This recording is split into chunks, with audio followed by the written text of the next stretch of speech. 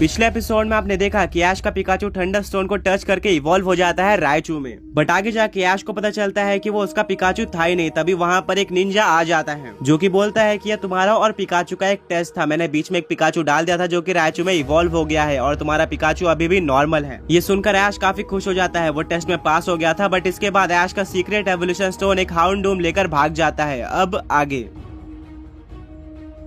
ऐश उस हाउंडूम का पीछा करता है। वहीं पर ऐश के फ्रेंड्स कंफ्यूज हो जाते हैं कि ऐश कहां पर चला गया है। वो लोग भी ऐश को ढूंढना स्टार्ट कर देते हैं और कुछ टाइम बाद उनको ऐश दिखता है जो कि एक जगह पर खड़ा हुआ था। सैना बोलते हैं कि ऐश क्या हुआ, क्या बात है, तुम अचानक से वहां से क्यों भाग गए खाना खाते हुए। ऐश बोलता है मेरे बैग के पास एक हाउंडूम आया था जो कि सीक्रेट एवोल्यूशन स्टोन लेकर भाग गया है और मैं उसी का पीछा कर रहा था। मिस्टी बोलती है कि क्या तुम्हारा सीक्रेट एवोल्यूशन स्टोन एक हाउंडूम लेकर चला गया है। ब्रॉक बोलता है ये तो एक बहुत ज्यादा बेकार न्यूज है क्योंकि सीक्रेट एवोल्यूशन स्टोन ऐश को आगे काम आने वाला था और अब हम इतने बड़े फॉरेस्ट में उस हाउंडूम को कहां पर ढूंढने वाले हैं। ऐश बोलता है मुझे पता है कि वो हाउंडूम इसी तरफ गया है। पिकाचू ऐश के शोल्डर से नीचे उतरता है और वो सेंस कर लेता है कि हाउंडूम किस तरफ गया है और वो आगे बढ़ना स्टार्ट करता है। ब्रॉक, मिस्टी, सैना और ऐश सब लोग पिकाचू को फॉलो करते हैं। आगे बढ़ते हुए पिकाचू एक केव के पास आ जाता है और जब सब लोग केव के अंदर देखते हैं तो उनको वो हाउंडूम देखने को मिल जाता है। ऐश काफी गुस्से में उस केव के अंदर एंटर करता है और बोलता है कि हाउंडूम मेरा एवोल्यूशन स्टोन वापस लौटा दो। ऐश को देखकर हाउंडूम एग्रेसिव हो जाता है और वो अटैक कर देता है जिससे ऐश नीचे गिर जाता है। इसके काउंटर में पिकाचू भी वोल्ट टैकल का यूज करता है हाउंडूम के ऊपर जिससे हाउंडूम इंजर्ड हो जाता है और वो भी नीचे गिर जाता है। ऐश वापस से खड़ा होता है और बोलता है कि हाउंडूम अब मुझे अपना सीक्रेट एवोल्यूशन स्टोन वापस कर दो। ब्रॉक बोलता है कि शायद से केव के अंदर वो सीक्रेट एवोल्यूशन स्टोन हो सकता है। ऐश आगे बढ़ता है पर इंजर्ड होने के बाद भी हाउंडूम ऐश को अंदर नहीं जाने देना चाहता था। वो ऐश के ऊपर अभी भी अटैक कर रहा था। पिकाचू एक और बार थंडरबोल्ट का यूज करने जा रहा होता है पर तभी ऐश पिकाचू को रोक लेता है और बोलता है पिकाचू एक पोकेमॉन इंजर्ड होने के बाद भी अगर हमारे ऊपर अटैक कर रहा है तो कुछ गलत हुआ है। हमें समझना होगा कि हाउंडूम ऐसा क्यों बिहेव कर रहा है। ऐश हाउंडूम के पास जाता है पर हाउंडूम अभी भी काफी अग्रेसिव लग रहा था। ब्रॉक और मिस्टी भी हाउंडूम के पास जाते हैं। तभी सैना बोलती है कि ऐश केव के अंदर देखो, वहाँ पर कुछ और हाउंडूम्स हैं।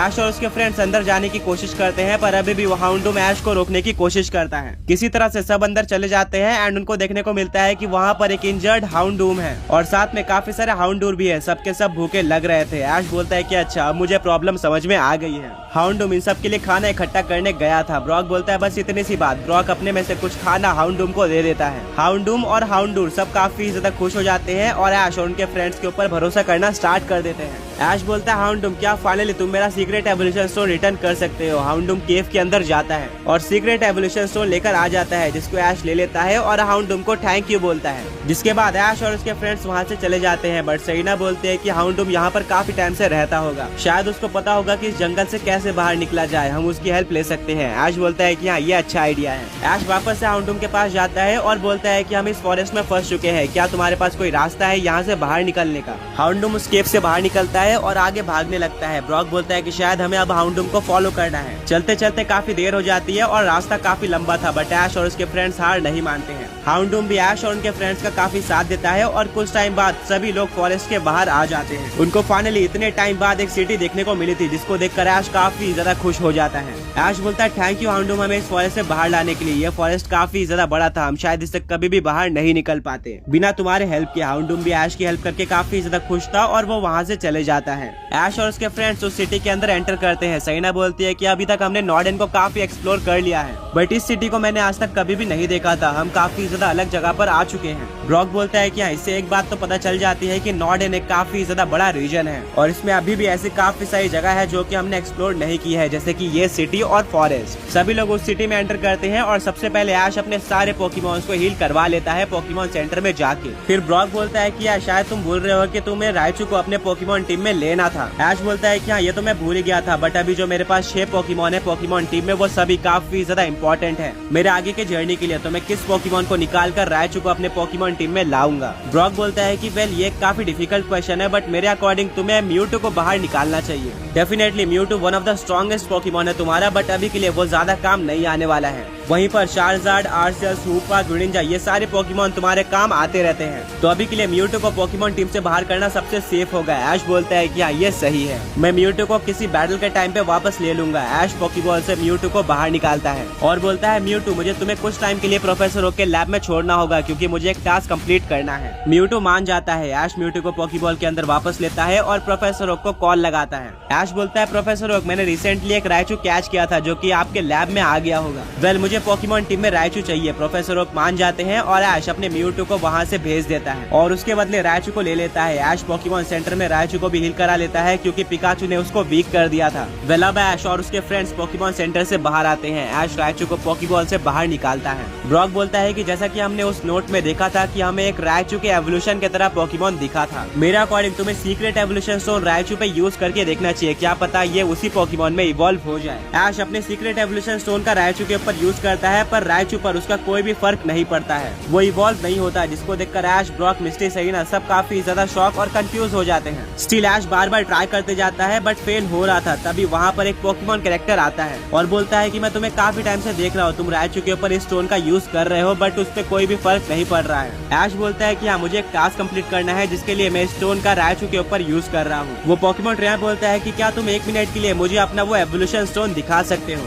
ऐश बोलता है श्योर। वो कैरेक्टर ऐश से एवोल्यूशन स्टोन ले लेता है और बोलता है कि क्या तुम्हें ये स्टोन कहाँ से मिला। ऐश बोलता है वेल मैंने एक स्नो माउंटेन पे एक पोकेमोन ट्रेनर से बैटल करी थी जिसको डिफीट करने के बाद मुझे ये एवोल्यूशन स्टोन मिला था और अब मुझे नहीं पता है कि इसको कहाँ पर यूज करना है। वो पोकेमोन ट्रेनर बोलता है कि मैं जानता हूँ कि इसको तुम्हें कहाँ यूज करना है बट उससे पहले मैं कंफर्म करना चाहता हूँ कि क्या ये सीक्रेट एवोल्यूशन स्टोन ही है। ऐश बोलता है कि हाँ ये वही है। सेरेना बोलती है कि बट इसके बारे में तुम्हें कैसे पता, हमारे अलावा इसके बारे में किसी को भी नहीं पता था। वो पोकेमोन ट्रेनर बोलता है कि जर्नी करते टाइम मुझे भी एक सीक्रेट एवोल्यूशन स्टोन मिला था एक फॉरेस्ट में जिसको काफी सारे रायचू, पिकाचू और पीचू प्रोटेक्ट कर रहे थे बट उनसे बचकर मैंने उस सीक्रेट एवोल्यूशन स्टोन को ले लिया था। मैंने इससे पहले काफी सारे अलग अलग तरीके के एवोल्यूशन स्टोन देखे थे जैसे कि थंडर स्टोन, वाटर स्टोन या फिर फायर स्टोन, बट ऐसे एवोल्यूशन स्टोन नहीं देखा था जिसके चलते मुझे कोई भी आइडिया नहीं था कि मुझे इसको कहाँ पर यूज करना है। बट आगे जाके फाइनली मैंने किसी तरह से फाइंड आउट कर लिया कि मुझे इस एवोल्यूशन स्टोन को कहाँ यूज करना है। ऐश बोलता है क्या सच में, अगर ऐसा है तो प्लीज हमें भी बताओ कि हम इस एवोल्यूशन स्टोन का कहाँ यूज कर सकते हैं। वो कैरेक्टर बोलता है कि तुम्हें इसको रायचू पर ही यूज करना है बट एक स्पेशल टाइप के रायचू पर। ये एवोल्यूशन स्टोन का कोई भी असर नहीं होने वाला अगर तुम किसी नॉर्मल रायचू पर इसका यूज करोगे। ऐश बोलता है फिर हमें कौन से रायचू पर इसको यूज करना है। वो कैरेक्टर सब कुछ रिवील कर देता है उस रायचू के बारे में। वो ट्रेनर बोलता है कि तुम इस एवोल्यूशन स्टोन का किसी नॉर्मल रायचू पर यूज नहीं कर सकते हो बट एक स्पेशल रायचू पर यूज करना होगा। ऐश बोलता है उस रायचू में क्या स्पेशल होना चाहिए। वो पोकेमोन ट्रेनर बोलता है कि वेल वो रायचू एक ग्रुप का लीडर होना चाहिए। अगर तुम्हें नहीं पता तो फॉरेस्ट के अंदर रायचू ग्रुप्स के अंदर रहना पसंद करते हैं। एक ग्रुप में काफी सारे रायचू होते हैं एंड उस सब में जो सबसे ज्यादा स्ट्रॉन्ग रायचू होता है और सारे रायचू से ज्यादा स्ट्रॉन्ग होता है वो उनका लीडर होता है। वो उस पूरे ग्रुप को लीड करता है और अगर कोई दुश्मन आ जाए तो क्या करना है वही सबको बताता है एंड वही हमारा स्पेशल रायचू। ऐश बोलता है कि मुझे उस लीडर रायचू को कैच करना है और फिर उसके ऊपर ये स्टोन काम करेगा। वो कैरेक्टर बोलता है कि हाँ एग्जैक्टली। ऐश बोलता है फिर हमें ये रायचू कहाँ मिलने वाला है। वो ट्रेनर बोलता है कि सिटी के पास एक फॉरेस्ट है जो कि काफी ज्यादा बड़ा है और वहाँ पर काफी सारे वाइल्ड पोकेमॉन्स रहते हैं एंड वहीं पर से मैंने एक रायचू भी कैच किया था। वहाँ पर काफी सारे रायचू भी रहते हैं तो तुम वहाँ पर चेक कर सकते हो। ऐश बोलता है नहीं हमें उस फॉरेस्ट में वापस जाना होगा। वो कैरेक्टर बोलता है कि क्या तुम उस फॉरेस्ट में पहले जा चुके हो। ऐश बोलता है कि हम काफी टाइम से उसी फॉरेस्ट के अंदर फंसे हुए थे और काफी ज्यादा मुश्किल से एक हाउंडम की हेल्प से यहाँ पर आए हैं और फाइनली यहाँ पर आने के बाद ही हमने रायचू के ऊपर एवोल्यूशन स्टोन का यूज किया था और अब हम उस फॉरेस्ट के अंदर वापस नहीं जा सकते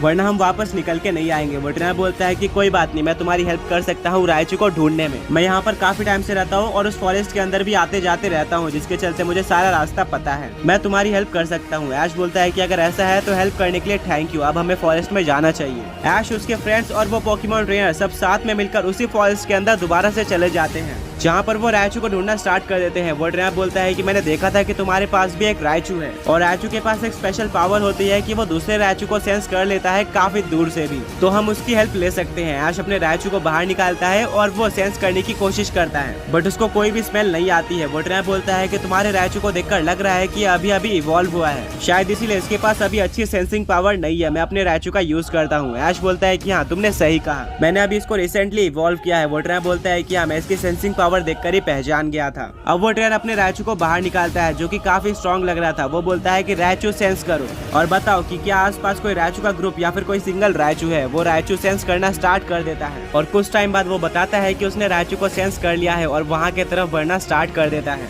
सभी लोग उस रायचू को फॉलो करते हैं और उनको देखने को मिलता है कि वो एक रायचू के ग्रुप के पास आ चुके हैं। उस ग्रुप में काफी सारे रायचू थे। वो ट्रेनर बोलता है कि ऐसा भी तुम्हें वहाँ पर नहीं जाना होगा, फिर हमें उसको टारगेट करना है और आगे जाकर तुम उसको बैटल करके डिफीट कर देना और कैच कर लेना, जिसके बाद तुम उसके ऊपर सीक्रेट एवोल्यूशन स्टोन का यूज कर सकते हो और वो एक ब्रांड न्यू पोकेमॉन में इवॉल्व हो जाएगा। ऐश बिल्कुल वैसे ही करता है जैसा कि वो ट्रेनर बोलता है। वो लोग नोटिस करना स्टार्ट कर देते हैं कि इस ग्रुप का लीडर कौन है। वो ट्रेनर बोलता है कि मुझे लग रहा है कि वो रायचू इस ग्रुप का लीडर है, उसमें काफी सारे लीडर क्वालिटीज है। वो हमेशा इस ग्रुप में सबसे आगे चल रहा है और उनको ऑर्डर्स भी दे रहा है जो कि बाकी सारे मेंबर्स मान रहे हैं। ऐश नोटिस करता है कि उस रायचू की आंख पर एक मार्क था जिससे उसको आइडेंटिफाई करना और ज्यादा आसान हो रहा था। ऐश बोलता है कि मतलब वही इस रायचू के ग्रुप का लीडर है। वो ट्रेनर बोलता है कि हाँ, और अब तुम्हें उसको कैच करना है, पर ध्यान में रखना वो जल्दी किसी की बैटल एक्सेप्ट नहीं करता है और हो सकता है कि वो तुम्हें देखकर भाग जाए। पर लीडर रायचू में काफी ज्यादा ईगो होता है, तो अगर तुम उसको चैलेंज करते हो उसको ईगो के बेसिस पर, तो डेफिनेटली वो तुम्हें हराने के लिए तुम्हारा चैलेंज एक्सेप्ट करने वाला है। ऐश बोलता है फिर ठीक है, मैं उसको चैलेंज करता हूँ। ऐश अपने पिकाचू को सब कुछ समझा देता है और उस रायचू के सामने जाने बोलता है। पिकाचू बिल्कुल ऐसा ही करता है। पूरा रायचू का ग्रुप पिकाचू को देखकर काफी ज्यादा शॉक हो जाता है। पिकाचू रायचू से बात करता है अपनी इलेक्ट्रिक पावर्स का यूज करके। पिकाचू की बातें सुनकर सारे रायचू काफी ज्यादा गुस्सा हो जाते हैं और तभी लीडर रायचू उनके सामने आ जाता है। पिकाचू की बातें सुनकर सारे रायचू काफी ज्यादा गुस्सा हो जाते हैं और तभी लीडर रायचू उनके सामने आ जाता है और पिकाचू से काफी ज्यादा गुस्सा होकर उसको चैलेंज करता है एक बैटल के लिए। पिकाचू खुश होकर उस चैलेंज को एक्सेप्ट कर लेता है। ब्रॉक, मिस्टी, सरीना और वो ट्रेनर शॉक हो जाते हैं कि ऐश ने अपने पिकाचू को ऐसा क्या बोला कि रायचू ने इतना जल्दी चैलेंज एक्सेप्ट कर लिया।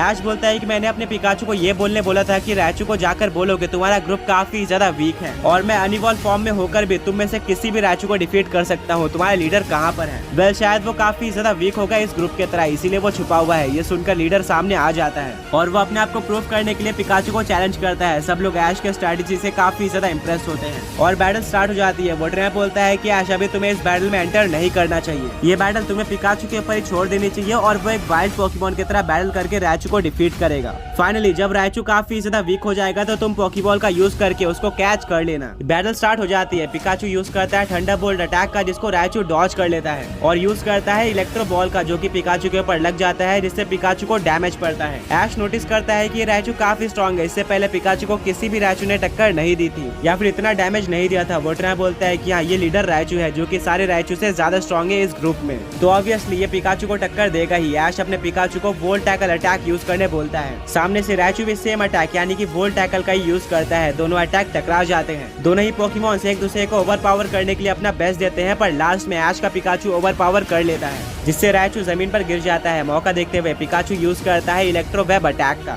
रायचू दोबारा उठ के इसको डॉज करने की कोशिश करता है पर पिकाचू ज्यादा क्विक था जिसके चलते इलेक्ट्रो वेब उसके ऊपर लग जाता है और अब रायचू पूरी तरह से ट्रैप हो चुका था। पिकाचू अब यूज करता है आयरन टेल अटैक का। अब क्योंकि रायचू ऑलरेडी ट्रैप था इसके चलते वो आयरन टेल को डॉज नहीं कर पाता और उसको डैमेज पड़ता है जिससे रायचू जमीन पर गिर जाता है। ऐश बोलता है कि लगता है ये बैटल खत्म हो गई है। वो ट्रेनर बोलता है कि मानना पड़ेगा, तुम्हारा पिकाचू काफी स्ट्रॉन्ग है। मैंने एक्सपेक्ट नहीं किया था कि तुम्हारा पिकाचू रायचू को टक्कर भी दे पाएगा। मैंने सोचा था कि तुम्हारा पिकाचू इजीली हारने वाला है क्योंकि वो रायचू का प्री एवोल्यूशन है। ऐश बोलता है कि मैं और पिकाचू काफी टाइम से एक साथ है और ट्रेनिंग करते आ रहे हैं। हमने इससे पहले काफी सारे रायचू इवन लेजेंडरी पोकेमॉन्स तक को डिफीट किया है। वो ट्रेनर ये सुनकर शॉक हो जाता है। वो बोलता है कि इसका मतलब तुम एक काफी स्ट्रॉन्ग प्लेयर हो गए। ऐश बोलता है कि हाँ, ऐसा तुम मान सकते हो। ऐश पोकेबॉल फेंकने वाला होता है पर तभी वो नोटिस करता है कि रायचू अपने सारे ग्रुप मेंबर्स को देखता है। उसके सारे ग्रुप मेंबर्स रायचू को मोटिवेट करते हैं वापस खड़े होकर बैटल करने के लिए। रायचू सोचता है कि अगर वो यहाँ पर हार गया तो उसके ग्रुप मेंबर सच में उसको काफी ज्यादा वीक समझेंगे और अपना लीडर नहीं मानेंगे, जिसके चलते वो वापस से खड़े हो जाता है। बट इस बार पिकाचू यूज करता है फुल पावर से थंडर अटैक का जो कि डायरेक्टली रायचू के ऊपर लग जाता है। रायचू इसको काफी हद तक सहता है पर लास्ट में वो जमीन पर गिर जाता है। बिना किसी टाइम वेस्ट के ऐश बीच में आ जाता है और पोकेबॉल का यूज करके रायचू को कैच कर लेता है जिससे रायचू अब ऐश का पोकेमॉन बन गया था। वहीं पर रायचू का सारा ग्रुप ऐश को देखकर काफी ज्यादा डर जाता है और वहाँ से भाग जाता है। ऐश बोलता है रुको, तुम्हें भागने की जरूरत नहीं है। ये सुनकर वो पूरा ग्रुप रुक जाता है और ऐश के पास आता है। स्टिल वो ग्रुप काफी ज्यादा गुस्सा था। वो बोलते हैं कि हमारे लीडर को वापस कर दो, तुमने उसको क्यों कैच किया? ऐश बोलता है वेल, वाइल्ड पोकेमॉन्स कैच करने के लिए ही होते हैं, हम वीक पोकेमॉन्स को कैच कर सकते हैं। फिर भी ऐश अपने रिसेंटली कैच किए हुए रायचू को बाहर निकालता है, जो कि अपने ग्रुप को देखकर काफी ज्यादा शाई फील करता है। ऐश बोलता है, रायचू क्या तुम अपने ग्रुप के साथ वापस जाना चाहते हो? रायचू बोलता है कि नहीं, अगर किसी ट्रेनर ने मुझे डिफीट करके कैच किया है तो मैं डिजर्व नहीं करता हूँ अपने ग्रुप के साथ रहने के लिए।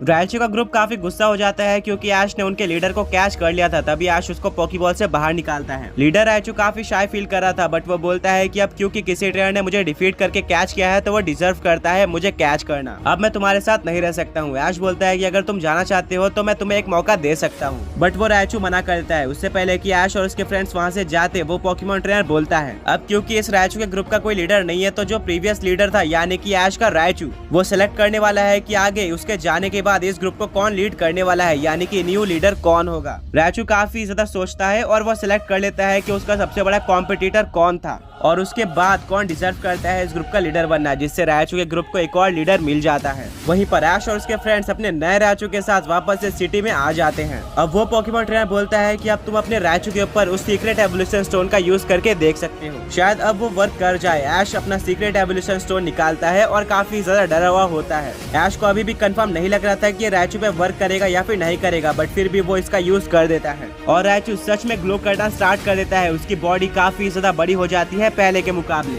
उसका कलर और ज्यादा डार्क हो जाता है, ऑरेंज से वो रेड कलर का पॉकीमॉन बन जाता है। वो एक बिल्कुल ब्रांड न्यू पॉकीमॉन बनकर सामने आता है, जिसको देखकर ऐश, ब्रॉक, मिस्टी और सरीना शॉक हो जाते हैं। उन्होंने ऐसा कोई पॉकीमॉन कहीं पर भी नहीं देखा था। ऐश बोलता है कि जहाँ तक मुझे पता था रायचू के 3 एवोल्यूशन स्टेजेस होते हैं एंड कोई भी पॉकीमॉन वर्ल्ड का पॉकीमॉन 3 से ज्यादा बार इवॉल्व नहीं हो सकता है अगर हम किसी और फॉर्म को ना काउंट करें। वो पॉकीमॉन ट्रेनर बोलता है, कांग्रेचुलेशन, तुम्हारा रायचू इवॉल्व हो चुका है गोरोचू पॉकीमॉन में। ऐश बोलता है, क्या इस पॉकीमॉन का नाम गोरोचू है? वो ट्रेनर बोलता है कि हाँ, ये एक ब्रांड न्यू पॉकीमॉन है और ये पॉकीमॉन वर्ल्ड का one of the most rare और यूनिक पॉकीमॉन है, जो कि काफी कम ही लोगों के पास है। ज्यादातर लोग तो इसके बारे में आज तक जानते भी नहीं है कि ऐसा कोई पॉकीमॉन वर्ल्ड में एग्जिस्ट करता है। गोरोचू रायचू के मुकाबले काफी एग्रेसिव होता है और ये ज्यादा स्ट्रॉन्ग भी है रायचू से। इसको तुम रायचू का 4th एवोल्यूशन मान सकते हो। हाँ, ये पॉसिबल नहीं है कि किसी पॉकीमॉन के पास 4th एवोल्यूशन हो, बट पॉकीमॉन मास्टर चैंपियनशिप के कुछ साइंटिस्ट भी है जिन्होंने रायचू के ऊपर एक्सपेरिमेंट किया था और उसका एक न्यू एवोल्यूशन क्रिएट किया था, सिर्फ और सिर्फ उन लोगों को टेस्ट करने के लिए जो कि पॉकीमॉन मास्टर चैंपियनशिप में पार्टिसिपेट करने वाले हैं। ऐश बोलता है, बट तुम्हें इतनी ज्यादा नॉलेज कैसे है, जबकि इस पॉकीमॉन के बारे में तो ज्यादातर लोगों को पता भी नहीं है। वो ट्रेनर फंबल करता है और कुछ भी नहीं बताता है। वो बोलता है कि मैं इसके बारे में बाद में बताता हूँ, फिलहाल के लिए अपने गोरोचू को संभाल के रखना क्योंकि ये तुम्हें आगे काफी ज्यादा काम आने वाला है। इसके बाद वो ट्रेनर चले जाता है। ऐश और उसके फ्रेंड्स कंफ्यूज हो जाते हैं कि इस ट्रेनर को गोरोचू पॉकीमॉन के बारे में इतना कुछ कैसे पता है। इवन इसको पॉकीमॉन मास्टर चैंपियनशिप की इतनी ज्यादा नॉलेज थी, बट अचानक से जब हमने इससे क्वेश्चन पूछा तो ये फंबल करके चला गया। मिस्टी बोलती है कि ऐश, हमारे पास अभी ज्यादा सोचने के लिए टाइम नहीं है, तुम्हें अपना गोरोचू अपने पास रखकर यहाँ से चलना चाहिए। ऐश बोलता है कि हाँ, तुमने सही कहा। सभी लोग आगे बढ़ रहे होते हैं और सोच रहे होते हैं कि ऐश का नेक्स्ट टास्क कौन सा होने वाला है और कौन टेस्ट करने आएगा। आगे बढ़ते हुए वो लोग नोटिस करते हैं कि ये सिटी तो काफी ज्यादा डेवलप्ड और शानदार है। इसमें काफी सारी नई चीजें थी जो कि ऐश और उसके फ्रेंड्स ने किसी और सिटी में नहीं देखी थी नॉर्दर्न रीजन के। और वो लोग नोटिस करते हैं कि यहाँ पर काफी सारे पॉकीमॉन ट्रेनर्स के पास ग्रीनिंजा पॉकीमॉन था, यानी कि यहाँ पर ग्रीनिंजा ट्रेनर्स के बीच में काफी ज्यादा फेमस है। काफी सारे शॉप में भी ग्रीनिंजा का रेफरेंस था। ऐश बोलता है, नॉर्दर्न रीजन में ग्रीनिंजा जो कि कैलोस का पॉकीमॉन है वो इतना ज्यादा फेमस कैसे हो सकता है? ब्रॉक बोलता है कि हो सकता है कि यहाँ पर ग्रीनिंजा की कोई हिस्ट्री हो जिसके चलते यहाँ के पॉकीमॉन ट्रेनर्स ग्रीनिंजा को अपने टीम में रखना पसंद करते हैं। तभी ऐश को एक पॉकीमॉन ट्रेनर दिखता है जिसके पास ग्रीनिंजा था। ऐश उसको रोक लेता है और बात करता है। ऐश बोलता है, हेलो, मैं हूँ ऐश और मैं इस सिटी में सबसे पहली बार आया हूँ। वहीं पर वो ट्रेनर बोलता है कि मेरा नाम है स्पाइक, तुम्हारा निंजा सिटी में स्वागत है। ऐश बोलता है कि हमने यहाँ पर ऑलमोस्ट हर एक ट्रेनर के पास ग्रीनिंजा देखा है, इवन तुम्हारे पास भी एक ग्रीनिंजा है और इस सिटी का नाम भी ग्रीनिंजा पर बेस्ड है जो कि है निंजा सिटी। तो क्या तुम क्लियर कर सकते हो कि इस सिटी में क्या खास है और यहाँ पर ग्रीनिंजा को इतना ज्यादा पसंद क्यों किया जाता है? वो ट्रेनर बोलता है, बिल्कुल, इस सिटी के हिस्ट्री में ऐसा बताया गया है कि एक टाइम पर काफी सारे एविल पॉकीमॉन्स इस सिटी पर अटैक करने वाले थे और इस सिटी को डिस्ट्रॉय करने वाले थे। इस सिटी के काफी सारे पॉकीमॉन ट्रेनर्स उनके खिलाफ गए और अपने पॉकीमॉन्स का यूज करके उनसे बैटल करी, बट कोई भी पॉकीमॉन उनको डिफीट नहीं कर पाया। सारे पॉकीमॉन फेल हो गए, जिसके बाद वो एविल पॉकीमॉन एक एक करके सारे घर को डिस्ट्रॉय करने लगे। पर तभी वहाँ पर एक पॉकीमॉन ट्रेनर आता है जिसका एज या फिर सबसे स्ट्रॉन्ग पोकेमॉन ग्रिनिंजा था, वो अपने ग्रिनिंजा का यूज करके सारे एविल पोकेमॉन्स को डिफीट कर देता है और सारे सिटी के लोग उस ग्रिनिंजा को बैटल करते हुए देख रहे थे, जिससे वो काफी ज्यादा इंप्रेस हो जाते हैं और ग्रिनिंजा को पसंद करना स्टार्ट कर देते हैं। ग्रिनिंजा ने सारे एविल पोकेमॉन्स को डिफीट कर दिया था और उनके सिटी को बचा लिया था। इसी के बाद से यहाँ के सभी लोग ग्रिनिंजा को एक लेजेंडरी पोकेमॉन से भी ज्यादा बढ़कर ट्रीट करते हैं और यहाँ पर हर एक ट्रेनर के पास ग्रिनिंजा इसलिए है क्योंकि अगर कोई पोकेमॉन ट्रेनर अपनी जर्नी स्टार्ट करता है तो उसके पास एक ही स्टार्टर चॉइस होती है। यहाँ पर हर एक पोकेमॉन ट्रेनर को फ्रो की ही स्टार्टर की तरह दिया जाता है, जो कि आगे जाके इवॉल्व होता है ग्रिनिंजा में। ऐश इस बैक स्टोरी को सुनकर काफी इंप्रेस हो जाता है। वो ट्रेनर बोलता है कि इस सिटी में ग्रिनिंजा सबको इसलिए दिया जाता है क्योंकि अगर फ्यूचर में दोबारा से कोई एविल पोकेमॉन अटैक करता है इस सिटी पे तो सबके पास ग्रिनिंजा होगा, जो कि मिलकर इजीली उन सारे एविल पोकेमॉन्स को डिफीट करके अपने सिटी को सेव कर सकते हैं। ऐश बोलता है ये तो काफी ऑसम है। स्पाइक बोलता है कि अगर तुम इस सिटी में नए हो तो मैं तुम्हारी हेल्प कर सकता हूँ इस सिटी को एक्सप्लोर करने में और डेफिनेटली मैं इस चीज की गारंटी दे सकता हूँ कि तुम डिसअपॉइंटेड नहीं होगे। ये सिटी नॉर्डन में काफी ज्यादा पॉपुलर है और काफी सारे लोग यहाँ पर घूमने आते हैं। ऐश बोलता है जरूर हम इसको एक्सप्लोर करना पसंद करेंगे। स्पाइक ऐश और उसके फ्रेंड्स को पूरी सिटी घुमाता है, जो कि ऐश, ब्रॉक, मिस्टी, सहीना सबको काफी ज्यादा पसंद आती है। इस सिटी का मेन फोकस ग्रिनिंजा ही था। यहाँ के शॉप, पोकेमॉन सेंटर और हर जगह पे ग्रिनिंजा देखने को मिल जाएगा। उसके पोस्टर्स और स्टैचू भी हर जगह पर थे। तभी स्पाइक उनको एक स्टेडियम दिखाता है जो कि था ग्रिनिंजा स्टेडियम। ऐश बोलता है ग्रिनिंजा स्टेडियम, इसमें क्या खास है और स्टेडियम का नाम ग्रिनिंजा स्टेडियम क्यों रखा गया है? स्पाइक बोलता है वेल नॉर्डन में ज्यादातर जितने भी स्टेडियम है वो सब पोकेमॉन बैटल्स के लिए बनाए गए हैं, जहाँ पर तुम किसी भी पोकेमॉन का यूज करके बैटल कर सकते हो, बट उनसे बिल्कुल अलग ये स्टेडियम है। हाँ, यहाँ पर भी बैटल्स होती है बट यहाँ पर तुम सिर्फ एक ही पोकेमॉन का यूज कर सकते हो, जो कि ऑब्वियसली ग्रिनिंजा। हर साल यहाँ पर ग्रिनिंजा कंपटीशन होता है जहाँ पर अलग अलग ट्रेनर्स अपने ग्रिनिंजा का यूज करके पार्टिसिपेट करते हैं और एक दूसरे से बैटल करते हैं, ये प्रूफ करने के लिए कि उनका ग्रिनिंजा सबसे ज्यादा स्ट्रॉन्ग है। धीरे धीरे ट्रेनर्स और उनके ग्रिनिंजा कम होते जाते हैं और लास्ट में जो ग्रिनिंजा फाइनल जीतता है उसको काफी सारे प्राइज मिलते हैं। साथ में उसको ग्रेटेस्ट ग्रिनिंजा का टाइटल भी दिया जाता है और वो इस सिटी को रूल करता है 1 साल के लिए नेक्स्ट टूर्नामेंट तक। ऐश बोलता है क्या सच में? ये तो सुनने में काफी ज्यादा कूल लग रहा है, मैं भी इसमें पार्टिसिपेट करना चाहूंगा। स्पाइक बोलता है कि बट इसमें पार्टिसिपेट करने के लिए तुम्हारे पास ग्रिनिंजा होना चाहिए। ऐश बोलता है कि हाँ मेरे पास भी एक ग्रिनिंजा है। स्पाइक बोलता है कि वाह तुम्हारे पास भी एक ग्रिनिंजा है। ऐश बोलता है श्योर, मैं अपने ग्रिनिंजा को दिखा सकता हूँ। ऐश अपने ग्रिनिंजा को बाहर निकालता है, जिसको देखकर स्पाइक काफी ज्यादा इंप्रेस हो जाता है और बोलता है तुम इस कंपटीशन में पार्टिसिपेट कर सकते हो। ये कंपटीशन हर साल में एक बार होता है, पर तुम बिल्कुल सही टाइम पर आए हो क्योंकि 1 हफ्ते बाद ही इस साल का कंपटीशन स्टार्ट होने वाला है जिसमें तुम पार्टिसिपेट कर सकते हो। ऐश काफी ज्यादा एक्साइटेड होकर इस टूर्नामेंट में पार्टिसिपेट करने का सोचता है और उस ट्रेनर को अपने ग्रिनिंजा। स्पाइक बोलता है कि फिर हाँ तुम इस टूर्नामेंट के लिए एलिजिबल हो, बस तुम्हें 1 हफ्ते का वेट करना होगा। ऐश काफी ज्यादा एक्साइटेड होता है। स्पाइक बोलता है बट संभल कर रहना, यहाँ पर ज्यादातर ग्रिनिंजा नॉर्मल होंगे, पर जैसे जैसे तुम आगे जाओगे वहाँ पर तुम्हें और भी ज्यादा स्पेशल ग्रिनिंजा देखने को मिलेंगे जो की काफी स्ट्रॉन्ग होंगे और उनमें यूनिक फीचर्स भी होंगे जिनको डिफीट करना काफी ज्यादा डिफिकल्ट होने वाला है। एंड क्योंकि तुम एक नए ट्रेनर हो तो मुझे नहीं लगता है कि तुम ज्यादा आगे जाने वाले हो। स्टिल मैं भी इस टूर्नामेंट में पार्टिसिपेट करने वाला हूँ, अब मिलते हैं बैटल में। ये बोलकर स्पाइक वहाँ। सहीना बोलते हैं कि क्या तुम लोगों को नहीं लग रहा है कि स्पाइक ऐश को अंडर एस्टिमेट कर रहा था और उसको वीक ट्रेनर समझ रहा था? ऐश बोलता है कोई बात नहीं, मैं सबको अपने ग्रिनिंजा की पावर टूर्नामेंट के अंदर दिखा दूंगा। अभी सबको मेरा ग्रिनिंजा नॉर्मल लग रहा है, पर जब उनको मेरे ग्रिनिंजा की रियल पावर पता। ब्रॉक बोलता है बिल्कुल ऐश तुम सही कह रहे हो। मिस्टी बोलती है कि मुझे तो डेफिनेटली लग रहा है कि ऐश इस टूर्नामेंट को जीतने वाला है। सभी लोग ऐश को बेस्ट ऑफ लक कहते हैं और ऐश और उसके फ्रेंड्स 1 हफ्ते के लिए इसी सिटी में रुकते हैं क्योंकि ऐश को इस टूर्नामेंट के अंदर पार्टिसिपेट करना था। फाइनली वो दिन आ जाता है जब ये टूर्नामेंट स्टार्ट होने वाला था। रजिस्ट्रेशन स्टार्ट हो जाती है। ऐश जाके अपने ग्रिनिंजा के साथ इस टूर्नामेंट में रजिस्टर कर लेता है। उसको बताया जाता है कि तुम्हें कुछ टाइम बाद स्टेडियम में आना है और तुम्हें किसी रैंडम अपोनेंट से बैटल करने मिलेगी। ऐश अच्छे से समझ जाता है, वो भी अपने ग्रिनिंजा के साथ बिल्कुल रेडी होता है इस बैटल करने के लिए। कुछ टाइम बाद टूर्नामेंट स्टार्ट हो जाता है। ऐश और उसके ग्रिनिंजा स्टेडियम के अंदर एंटर करते हैं। ऐश को उसका अपोनेंट बताया जाता है जो कि था हेनरी। ऐश हेनरी से मिलता है जिसके पास एक ग्रिनिंजा था। देखने में ये ग्रिनिंजा बिल्कुल भी स्पेशल नहीं लग रहा था, तो ऐश के लिए एक काफी ज्यादा इजी बैटल होनी चाहिए थी। ऐश ये देखकर शॉक रह जाता है कि यहाँ पर काफी सारे ट्रेनर्स ने पार्टिसिपेट किया था और हर तरफ ग्रिनिंजा ही ग्रिनिंजा थे। शायद ही ऐश ने किसी नॉर्मल टूर्नामेंट के अंदर इतने सारे ट्रेनर्स को पार्टिसिपेट करते हुए कभी देखा था और इतने सारे ग्रिनिंजा तो वो डेफिनेटली सबसे पहली बार देख रहा था। इवन इतने ग्रिनिंजा तो कैलोस रीजन में भी नहीं थे।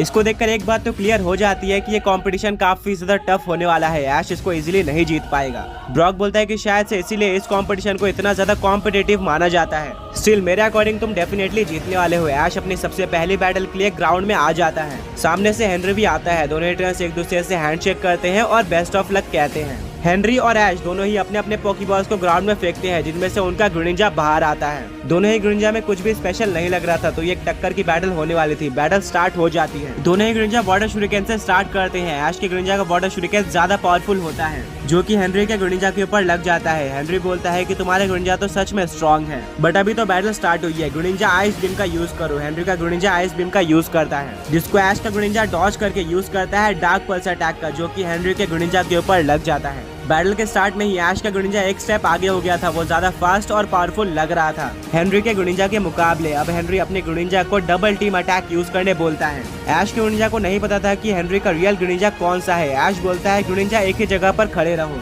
और हेनरी के ग्रेनिंजा के वेट करने का अटैक करो। ग्रेनिंजा बिल्कुल ऐसे करता है और हेनरी अपने ग्रेनिंजा को वाटर शुरिकेन यूज करने बोलता है। ऐश ग्रेनिंजा आइडेंटिफाई नहीं कर पाता है कि रियल वाटर शुरिकेन कौन सा है, जिसके चलते उसको डैमेज पड़ जाता है। ब्रॉक बोलता है कि ये तो काफी रेयर चीज है कि ऐश की स्ट्रेटेजी फेल हो जाए, जो कि इस बार हो गई है। डेफिनेटली ऐश ने किसी फिजिकल अटैक के लिए यूज किया था, बट हेनरी ने काफी अच्छी स्ट्रेटेजी यूज की और ग्रेनिंजा को एक स्पेशल अटैक यानी कि वाटर शुरिकेन यूज करने बोला, जिससे ऐश का ग्रेनिंजा इसको डॉज नहीं कर पाया। ऐश अपने ग्रेनिंजा को एरियल एस अटैक यूज करने बोलता है, वहीं पर हेनरी का ग्रेनिंजा यूज करता है एक्रोबैटिक्स का। दोनों ही पोकेमॉन्स एक दूसरे के ऊपर अटैक करना स्टार्ट कर देते हैं, बट यहाँ पर ऐश का ग्रेनिंजा डोमिनेट करता है और हेनरी का ग्रेनिंजा जमीन पर गिर जाता है। ऐश बोलता है कि ग्रेनिंजा यही मौका है, इस बैटल को खत्म कर देते हैं, कट अटैक का यूज करो। हेनरी का ग्रेनिंजा जमीन पर गिरा हुआ होता है और इस अटैक को डॉज नहीं कर पाता, जिसके चलते फाइनल अटैक यानी कि कट अटैक उसके ऊपर लग जाता है और एक काफी बड़ा एक्सप्लोजन होता है। हर तरफ धुआं धुआं हो जाता है और धुआं हटने के बाद देखने को मिलता है कि हेनरी का ग्रेनिंजा हार चुका है। ये देखकर हेनरी शॉक हो जाता है। फर्स्ट राउंड ऐश जीत गया था और अब वो आगे प्रोसीड कर जाता है। वहीं पर हेनरी और उसका ग्रेनिंजा इस टूर्नामेंट से बाहर हो गए थे। हेनरी ऐश के पास आता है और उससे हाथ मिलाता है। हेनरी बोलता है कि ऐश तुमने काफी ज्यादा अच्छी बैटल की और मैं शॉक हो गया हूँ तुम्हारी ग्रेनिंजा की पावर देखकर। मैं काफी टाइम से ग्रेनिंजा टूर्नामेंट में पार्टिसिपेट करता हूँ और हर साल मैं हार जाता हूँ, बट हर बार मैं स्टार्टिंग के बैटल जीतता था और टॉप 10 में जाकर हार जाता था। स्टिल इस बार मुझे काफी स्ट्रॉन्ग प्लेयर यानी कि तुम मिल गए। इससे पहले मैंने कभी भी तुम्हें इस सिटी या फिर इस टूर्नामेंट में पार्टिसिपेट करते हुए नहीं देखा था। क्या मैं जान सकता हूँ कि तुम कहाँ से बिलोंग करते हो? ऐश बोलता है मैं कैंटो रीजन से हूँ और एक फॉरेस्ट से मैं इस सिटी में आ गया था, जिसके बाद मुझे यहाँ के टूर्नामेंट के बारे में पता चला। लकीली मेरे पास भी एक ग्रेनिंजा था, जिसके बाद मैं इस टूर्नामेंट में पार्टिसिपेट करने का डिसाइड कर लेता हूँ। स्पाइक बोलता है कि ऑसम, डेफिनेटली तुम काफी आगे जाने वाले हो, बट हाँ ध्यान में रखना यहाँ पर और भी काफी सारे स्ट्रॉन्ग ट्रेनर्स हैं। ऐश हेनरी को थैंक यू बोलता है और अब वो बाकी की बची हुई बैटल्स देखने के लिए स्टेडियम में बैठ जाता है। सारी बैटल्स काफी औसम होती है और इन बैटल को देखते हुए ऐश नोटिस करता है कि यहाँ के सारे ग्रेनिंजा काफी स्ट्रॉन्ग थे। कुछ ग्रेनिंजा तो अपोनेंट को एक वन साइडेड बैटल में हरा दे रहे थे, जिसको देखकर ऐश काफी ज्यादा डर जाता है। बट इसके बाद ब्रॉक बोलता है कि ऐश अगली बैटल स्पाइक की है। ऐश बोलता है क्या स्पाइक की बैटल चालू होने वाली है? ब्रॉक बोलता है कि हाँ ये स्पाइक की सबसे पहली बैटल होगी, देखते हैं कि स्पाइक कैसा परफॉर्म करता है। सभी लोग काफी एक्साइटेड होकर वहाँ पर बैठ जाते हैं, पर बैटल में देखने को मिलता है कि स्पाइक को सामने वाला ग्रेनिंजा डोमिनेट कर रहा होता है। स्पाइक का ग्रेनिंजा स्ट्रॉन्ग था, बट सामने वाला ग्रेनिंजा साइज में ज्यादा बड़ा था, जिसके चलते वो स्पाइक के ग्रेनिंजा को डिफीट कर देता है और स्पाइक हार जाता है। ये देखकर ऐश और उसके फ्रेंड्स काफी ज्यादा डिसअपॉइंटेड हो जाते हैं। वो चाहते थे कि स्पाइक जीते। तभी ऐश अपने चेयर से उठकर स्टेडियम के बाहर जाता है और स्पाइक से मिलता है। वो बोलता है कि स्पाइक तुम हार गए, हमने तुम्हारी बैटल देखी और ये तुम्हारा बैड लक था कि तुम्हारे अपोनेंट में एक काफी ज्यादा बड़े साइज का ग्रेनिंजा आया। स्पाइक बोलता है कि वो ग्रेनिंजा काफी स्ट्रॉन्ग है एंड अगर मैं यहाँ पर जीत भी जाता तो भी मुझे आगे उसको फेस करना ही पड़ता, तो इसमें कोई डिसअपॉइंट होने वाली बात नहीं है। मैं काफी टाइम से उसी ग्रेनिंजा से हार रहा हूँ। ये सुनकर ऐश शॉक हो जाता है। ऐश बोलता है कि उस ग्रेनिंजा में ऐसा क्या खास है? स्पाइक बोलता है कि वो ग्रेनिंजा हर साल टॉप 3 में जाता है, बट फिर भी वो आज तक नहीं जीत पाया है। इसलिए उस ग्रेनिंजा को डिफीट करना मेरा एक ड्रीम है, चाहे मैं इस टूर्नामेंट को जीतूं या फिर नहीं जीतूं। वेल तुमने भी इस टूर्नामेंट में पार्टिसिपेट किया था, तुम्हारी प्रोग्रेस कैसी है? ऐश बोलता है पहले मैच में तो मैंने इजीली अपोनेंट को डोमिनेट करके डिफीट कर दिया। स्पाइक बोलता है कि वाओ,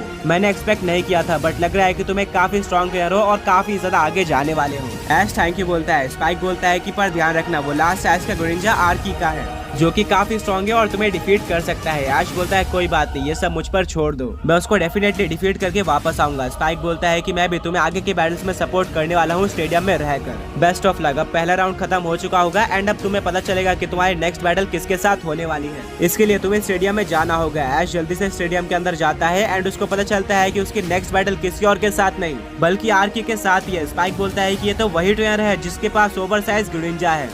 बैटल स्टार्ट होने से पहले ऐश आर्की और उसके ग्रिनिंजा से एक बार मिलना चाहता था, जिसके लिए वो स्टेडियम में जाता है। उसको आर्की और उसका ग्रिनिंजा दिख तो जाते हैं, बट वहाँ पर काफी सारे लोग उससे मिलने आए थे और उसका ऑटोग्राफ ले रहे थे। मिस्ट्री बोलती है कि लगता है कि आर्की यहाँ पर काफी ज्यादा पॉपुलर है, तुम्हारे लिए बैटल काफी मुश्किल होने वाली है। तभी आर्की भी ऐश को देख लेता है और वो सारी भीड़ से बाहर निकल के ऐश से मिलने आता है। वो बोलता है कि मैं तुम्हें ढूंढ रहा था, मेरे मैचअप के अकॉर्डिंग तुम मेरे अगले अपोनेंट होने वाले हो, पर मैंने तुम्हें आज तक इस टूर्नामेंट में कभी भी नहीं देखा था, तो मैं तुम्हें जानना चाहता था। ऐश बोलता है मैं भी तुमसे मिलने आया था। वेल, मैं ऐश हूँ और मैं पहले टाउन से बिलोंग करता हूँ, कैंटो रीजन के। मैं इस सिटी में रैंडमली आ गया था, जिसके बाद मुझे इस टूर्नामेंट के बारे में पता चला और मैंने इसमें पार्टिसिपेट कर लिया। आर्की बोलता है कि हेलो, मैं हूँ आर्की और मैं इस टूर्नामेंट में काफी टाइम से पार्टिसिपेट कर रहा हूँ, और जैसे कि तुमने देख ही लिया होगा, मैं और मेरा ग्रिनिंजा यहाँ पर काफी ज्यादा फेमस है। मैं हर साल टॉप 3 में जाता ही हूँ और कोई भी नॉर्मल ट्रेनर मुझे डिफीट नहीं कर पाता है, तो मैं तुम्हें बैटल से पहले एक वार्निंग देना चाहता हूँ। ऐश एक स्माइल देता है और ज्यादा कुछ नहीं बोलता है। अब आर्की बोलता है कि चलो मैं चलता हूँ, बैटल में मिलते हैं।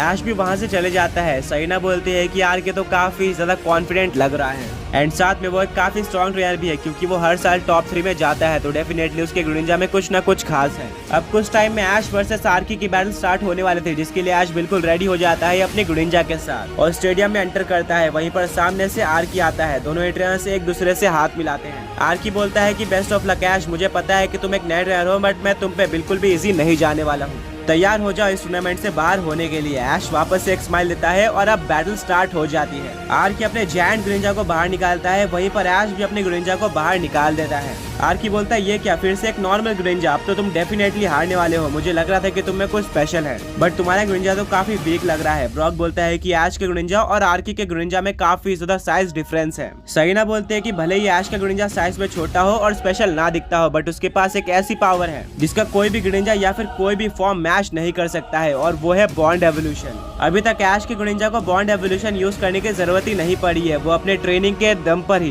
बैटल जीत रहा है, जिससे तुम अंदाजा लगा सकते हो कि वो कितना ज्यादा स्ट्रॉन्ग और आगे है बाकी ग्रिनिंजा के मुकाबले। बैटल स्टार्ट हो जाती है। आर्की का ग्रिनिंजा स्टार्ट करता है वाटर शुरिकेन के साथ, वहीं पर ऐश का ग्रिनिंजा भी वाटर शुरिकेन यूज करता है। ऐश नोटिस करता है कि आर्की का ग्रिनिंजा सिर्फ और सिर्फ साइज में ही बड़ा नहीं है, बल्कि उसके अटैक्स भी बड़े हैं नॉर्मल पोकेमॉन के मुकाबले। यानी कि उसका वाटर शुरिकेन ऐश के ग्रिनिंजा के वाटर शुरिकेन के मुकाबले ज्यादा बड़ा था। दोनों अटैक टकरा जाते हैं, पर दोनों ही अटैक इक्वली पावरफुल थे, जिसके चलते किसी भी पोकेमॉन को डैमेज नहीं पड़ता है। आर्की बोलता है इंटरेस्टिंग, तुम्हारे ग्रिनिंजा की वाटर शुरिकेन की पावर को देखकर लग रहा है कि वो हमें टक्कर दे सकता है, पर देखते हैं कब तक। ग्रिनिंजा टॉक्सिक अटैक का यूज करो। आर्की का ग्रिनिंजा बिल्कुल ऐसा ही करता है, जिससे ये अटैक ऐश के ग्रिनिंजा के ऊपर लग जाता है और ऐश का ग्रिनिंजा पॉइजन हो जाता है। ब्रॉक बोलता है कि ये तो एक बैड न्यूज है, ऐश का ग्रिनिंजा पॉइजन हो चुका है, जिससे उसको हर टर्न में डैमेज पड़ेगा। स्पाइक भी इस बैटल को देख रहा होता है और वो बोलता है कि ऐश तो बैटल के स्टार्टिंग में ही पीछे हो चुका है, बट स्टिल वो होप करता है कि ऐश जीत जाए। इसके बाद ऐश अपने ग्रिनिंजा को डबल टीम अटैक यूज करने बोलता है। आर्की का ग्रिनिंजा कंफ्यूज हो जाता है कि ओरिजिनल ग्रिनिंजा कौन सा है, तभी ऐश अपने ग्रिनिंजा को वाटर शुरिकेन यूज करने बोलता है। ग्रिनिंजा की सारी कॉपीज वाटर शुरिकेन का यूज करती है। वहीं पर आर्की भी अपने ग्रिनिंजा को सारे वाटर शुरिकेन के ऊपर हाइड्रो पंप यूज करने बोलता है, जिससे पता चल जाएगा कि ओरिजिनल वाटर शुरिकेन कौन सा है। बट आर्की ये चीज देखकर शॉक रह जाता है कि हाइड्रो पंप से तो एक एक करके सारे वाटर शुरिकेन डिस्ट्रॉय हो रहे थे, यानी कि सारे के सारे वाटर शुरिकेन रियल थे। आर्की का ग्रिनिंजा कुछ ही वाटर शुरिकेन को डिस्ट्रॉय कर पाता है और बाकी वाटर शुरिकेन उसके ऊपर लग जाते हैं, जिससे काफी ज्यादा बड़ा एक्सप्लोजन होता है। हर तरफ धुआं धुआं हो जाता है और धुआं हटने के बाद देखने को मिलता है कि आर्की का ग्रिनिंजा जमीन पर गिरा हुआ है, क्योंकि इतने सारे वाटर शुरिकेन अटैक एक साथ उसके ऊपर लग गए थे। आर्की बोलता है इम्पॉसिबल, डबल टीम में जाने के बाद यूजुअली एक ही पोकेमॉन के अटैक रियल होते हैं, जिसे हमें आइडेंटिफाई करना होता है, बट ऐसी चीज मैंने कभी भी नहीं देखी थी अपने पूरे जर्नी में। तुम्हारे ग्रिनिंजा और उसके फेक कॉपीज ने जितने भी अटैक यूज किए थे वो सारे के सारे रियल थे और मेरे ग्रिनिंजा के ऊपर लग गए। ये तो एक मैजिकल चीज है। इसको देखकर स्पाइक भी काफी ज्यादा शॉक रह जाता है। वो बोलता है कि अभी तो सिर्फ और सिर्फ टॉप 70 चल रहा है और मैंने इतने जल्दी आर्की के ग्रिनिंजा को जमीन पर गिरे हुए नहीं देखा था। ऐश बिल्कुल भी आर्की के ग्रिनिंजा को टाइम नहीं देना चाहता था, इसीलिए वो अपने ग्रिनिंजा को एरिया लेस अटैक यूज करने बोल देता है। वहीं पर आर्की का ग्रिनिंजा यूज करता है प्रोटेक्ट अटैक का। ऐश के ग्रिनिंजा का एरिया लेस काफी ज्यादा पावरफुल था, जिसके चलते वो प्रोटेक्ट के बैरियर को तोड़ देता है और आर्की के ग्रिनिंजा के ऊपर अटैक कर देता है, जिससे उसको काफी ज्यादा डैमेज पड़ता है। इसको देखकर कमेंटेटर, स्पाइक, ऐश, ब्रॉक, मिस्ट्री, सरीना सब शॉक रह जाते हैं। ऐश का ग्रिनिंजा सच में काफी ज्यादा पावरफुल था। कमेंटेटर बोलता है कि ऐश एक नया ट्रेनर है एंड उसके ग्रिनिंजा ने अभी से ही अपनी पावर दिखाना स्टार्ट कर दिया है। आर्की का ग्रिनिंजा जमीन पर गिरा हुआ होता है। ऐश बोलता है ग्रिनिंजा चलो इस बैटल को खत्म करते हैं, कट अटैक का यूज करो। बट लास्ट मोमेंट पे आर्की अपने ग्रिनिंजा को सब्स्टिट्यूट अटैक यूज करने बोल देता है, जिससे उसके सामने एक डॉल आ जाती है। एंड ऐश का गुनिंजा उसी डॉल के ऊपर अटैक करता है, जिससे आर्की के गुनिंजा को कोई भी डैमेज नहीं पड़ता। ऐश और गुनिंजा दोनों ही काफी ज्यादा कंफ्यूज हो जाते हैं कि आखिर आर्की का गुनिंजा किधर गायब हो गया है। ब्रॉक बोलता है कि भले ही यहाँ पर ऐश डोमिनेट कर रहा है, पर यह मानना पड़ेगा कि आर्की के गुनिंजा का मूव पुल काफी ज्यादा ऑसम है। उसके पास काफी अच्छे और स्ट्रेटेजिक अटैक है, जिसका यूज करके वो किसी भी बैटल को पलट सकता है। ऐश का गुनिंजा आर्की के गुनिंजा को ढूंढ ही रहा होता है, इतने में उसके ऊपर एक वाटर शूरिकेन आकर लगता है, जिससे ऐश के गुनिंजा को डैमेज पड़ता है और आर्की का गुनिंजा सामने आ जाता है। जिसके बाद ऐश का गुनिंजा यूज करता है हाइड्रो पंप अटैक का, जो कि आर्की के गुनिंजा पर लग जाता है और वह जमीन पर गिर जाता है। ऐश का गुनिंजा टाइम वेस्ट नहीं करता, जिससे आर्की का गुनिंजा फाइनली फिनिश हो जाता है, यानी कि ये बैटल ऑफिशियली ऐश ने जीत ली थी। इसको देखकर स्पाइक काफी ज्यादा इंप्रेस होता है और वो क्लैप करना स्टार्ट कर देता है। ऐश भी एक स्माइल लेता है। वहीं पर आर्की को कुछ भी समझ में नहीं आ रहा था कि वो एक नए ट्रेनर से कैसे हार गया। उसको लगता है कि ये उसके ओवर कॉन्फिडेंट होने का नतीजा है। पूरी ऑडियंस शांत होती है, कोई भी ऐश के लिए चीयर नहीं कर रहा होता है। सब आर्की के हारने की वजह से सैड होते हैं। आर्की अपने गुनिंजा को पॉकीबॉल के अंदर वापस लेता है और ऐश से मिलता है। वो बोलता है कि ऐश, मैंने बिल्कुल भी एक्सपेक्ट नहीं किया था कि तुम इतनी ज्यादा अच्छी बैटल करोगे और मुझे डिफीट भी कर दोगे। तुम पूरे बैटल में इंप्रेसिव थे और मुझे ये कहना पड़ेगा कि तुम्हारा गुनिंजा काफी ज्यादा स्पेशल और स्ट्रॉन्ग है। ऐश बोलता है, वेल, मैं तुम्हें ये बताना भूल गया कि तुम्हें किसी को भी अंडर एस्टिमेट नहीं करना चाहिए। मैंने रिसेंटली पोकेमॉन मास्टर चैंपियनशिप में पार्टिसिपेट किया था और काफी सारे स्ट्रॉन्ग पोकेमॉन ट्रेनर्स को डिफीट किया है और गुनिंजा मेरे मेन टीम का मेंबर भी था। आर्की बोलता है, क्या सच में? तभी तुमने मुझे इतना इजीली डिफीट कर दिया, वरना मैं भी शॉक हो गया था कि मैं टॉप 70 में सबसे पहली बार हारा हूँ। मुझे अप्रिशिएट करना होगा। ऐश बोलता है, वेल, मैं भी अप्रिशिएट करना चाहूंगा। तुम्हारे गुनिंजा ने काफी अच्छी बैटल की एंड उसका मूव पूल मेरे गुनिंजा के मुकाबले ज्यादा अच्छा है। मैं होप करता हूँ कि इस टूर्नामेंट के बाद तुम अपने गुनिंजा का यूज करके मेरे गुनिंजा को कुछ अटैक सिखाओ, ये आगे जाकर मेरे काम आ सकते हैं। आर्की बोलता है कि sure and best of luck आगे के बैटल्स के लिए। ऐश थैंक यू बोलता है। वहीं पर ब्रॉक, मिस्टी, सरीना और स्पाइक सभी लोग ग्राउंड में ऐश से मिलने आते हैं। ऐश से बात करने के बाद आर्की वहां से चले जाता है। वहीं पर स्पाइक, सरीना, मिस्टी और ब्रॉक ग्राउंड में आते हैं। वो ऐश को कांग्रेट्स करते हैं। स्पाइक बोलता है कि ऐश, तुमने तो एक अनबिलीवेबल बैटल करी है। मुझे बिल्कुल भी अंदाजा नहीं था कि तुम्हारा गुनिंजा इतना स्ट्रॉन्ग निकलेगा कि वो स्पाइक के लार्ज गुनिंजा को भी डिफीट कर देगा। इस बैटल को देखने के बाद मैं बिल्कुल शॉक रह गया हूँ और मैं डेफिनेटली बोल सकता हूँ कि तुम इस टूर्नामेंट को जीतने के लिए काफी स्ट्रॉन्ग कंटेंडर हो। ऐश बोलता है, थैंक यू, बट मैं तुम्हें एक चीज बताना चाहता हूँ कि ये मेरे गुनिंजा की 20% पावर भी नहीं है। एंड इस टूर्नामेंट के एंड होते होते तुम्हें होपफुली एक काफी स्पेशल गुनिंजा देखने को मिलेगा, जो कि तुमने कभी भी नहीं देखा था। स्पाइक काफी कंफ्यूज हो जाता है और बोलता है कि तुम्हारे गुनिंजा में तो देखने में कुछ भी स्पेशल नहीं लगता है, बस हाँ, वो एक स्ट्रॉन्ग गुनिंजा है। ऐश बोलता है कि सब कुछ तुम्हें आगे जाकर पता चलेगा और ऐश वहाँ से चले जाता है। स्पाइक काफी कंफ्यूज रहता है। ब्रॉक, मिस्टी और सरीना बोलते हैं कि ऐश, तुमने काफी अच्छी बैटल करी है। आर्की, जो कि पिछले कुछ सालों से टॉप 3 में रहा करता था, वो तुम्हें टक्कर भी नहीं दे पाया। इससे पता चलता है कि तुम और गुनिंजा कितना स्ट्रॉन्ग हो और तुम इस साल के विनर्स बन सकते हो। अब ऐश देखते ही देखते 2 बैटल जीत गया था, जिससे वो टॉप 35 ट्रेनर्स में आ चुका था।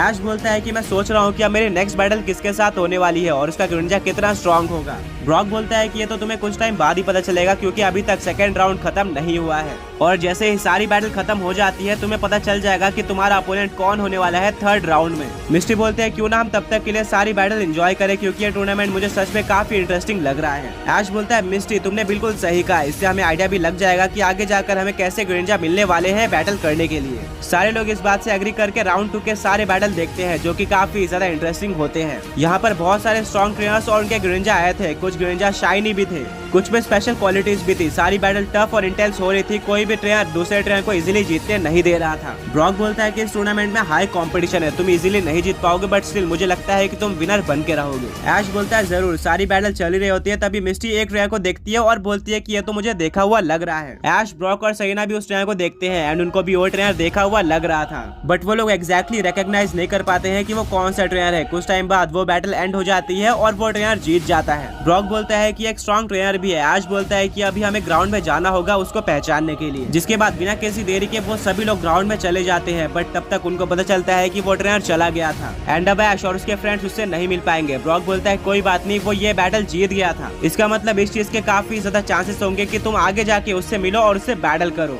ऐश बोलता है, हाँ ब्रॉक, तुमने बिल्कुल सही कहा, बट मैं अभी भी ये सोच रहा हूँ कि वो ट्रेनर कौन था। मुझे ये अपने किसी फ्रेंड या फिर ट्रैवलिंग कंपेनियन से काफी ज्यादा सिमिलर लग रहा है। ब्रॉक बोलता है कि क्या तुम याद कर सकते हो कि तुम्हारे किसी फ्रेंड के पास गुनिंजा है या फिर नहीं है? शायद तुम्हें पता चल जाए कि वो कौन है। ऐश काफी ज्यादा सोचता है, बट उसको कोई भी ऐसा कोई फ्रेंड याद नहीं आता है जिसके पास गुनिंजा हो। अब ऐश, ब्रॉक, मिस्टी और सरीना सभी लोग और भी ज्यादा कंफ्यूज हो जाते हैं। ब्रॉक बोलता है कि ऐश अब हमारे पास ज्यादा टाइम वेस्ट करने के लिए नहीं है, सेकंड राउंड खत्म हो चुका है और अब सिर्फ और सिर्फ टॉप 35 रन्स बचे हुए हैं और थर्ड राउंड का मैचअप या फिर बैटल चार्ट आने ही वाला होगा, हमें उसको देखना है जिससे तुम्हें पता चल जाएगा कि तुम्हारी नेक्स्ट बैटल किसके साथ होने वाली है। इसके लिए ऐश और उसके फ्रेंड जल्दी से स्टेडियम के बाहर जाते हैं एंड उनको स्क्रीन पे सारे मैचअप देखने को मिल जाते हैं जहाँ पर ऐश अपना नाम ढूंढ रहा होता है। ऐश को फाइनली अपना नाम देखने को मिल जाता है, उसका अपोनेंट कोई रिची नाम का पोकेमॉन ट्रेनर था जिसको उसने कभी भी नहीं देखा था। ब्रॉक बोलता है कि हो सकता है कि ये नॉर्डन का ही कोई पोकेमॉन ट्रेनर हो। तभी ऐश पीछे मुड़कर देखता है और वहीं पर रिची होता है। रिची भी पहचान जाता है कि यही मेरा अपोनेंट है। दोनों ही ट्रेनर्स एक दूसरे से मिलते हैं और अपना इंट्रो देते हैं। वो बोलते हैं कि बेस्ट ऑफ लक आगे के बैटल के लिए। कुछ टाइम बात करने के बाद रिची वहां से चले जाता है। मिस्टी बोलती है कि तो ऐश तुम्हारी नेक्स्ट बैटल रिची के साथ है, मेरे अकॉर्डिंग तुम्हें स्पाइक से कॉन्टेक्ट करना चाहिए और रिची के बारे में इन्फॉर्मेशन लेनी चाहिए अगले बैटल से पहले। ऐश बोलता है कि मुझे अपने ग्रिंजा के ऊपर पूरा भरोसा है, रिची के पास कैसा भी ग्रिंजा हो हम उसको डिफीट कर देंगे। सरीना बोलती है कि ऐश ये कॉन्फिडेंस देखकर काफी अच्छा लगा। अब वेट था ऐश की नेक्स्ट बैटल स्टार्ट होने का।